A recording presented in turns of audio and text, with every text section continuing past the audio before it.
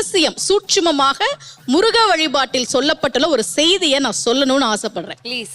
கந்த சஷ்டி கவசத்துல ஒரு வரி வருது, ஒரு நாள் 36 கொண்டு. அதாவது கந்த சஷ்டி கவசத்தை ஒரு நாளைக்கு 36 முறை படிக்கணுமா. படிச்சா 7 மணி நேரம் ஆகும். நான் படிச்சிருக்கேன். ஆனா கலியுகத்துல கந்த சஷ்டி கவசத்தை ஒரு நாளைக்கு 36 முறை படிக்கிறதுக்கு நேரம் இருக்காதுன்னு தான் அதுலயே சூட்சுமமாக ரகசியமாக ஒரு விஷயம் சொல்லப்பட்டிருக்கு. முருகனுடைய அருளால் நான் தெரிஞ்சுக்கிட்டேன். அதை நான் உங்களுக்கு சொல்றேன். ரவண பவச ரரரரரரா ரிவண பவச ரிரிரிரிரிரி, இதுக்கெல்லாம் என்ன அர்த்தம் நான் தேடி தேடி தேடி முருகன் அருளால் தெரிஞ்சுக்கிட்டேன். சரவண பவ முருகனுக்கான மந்திரம். இதை 6 முறை சொல்லணும்.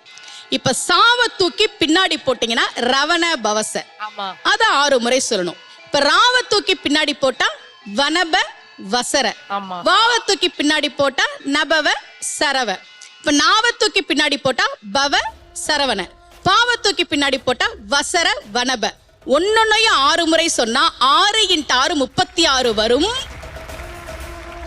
இப்படி சொன்னால் 5 நிமிஷத்துல சொல்லிடலாம். கந்த சஷ்டி கவசத்தை 36 முறை சொன்ன பலன் கிடைக்கும்.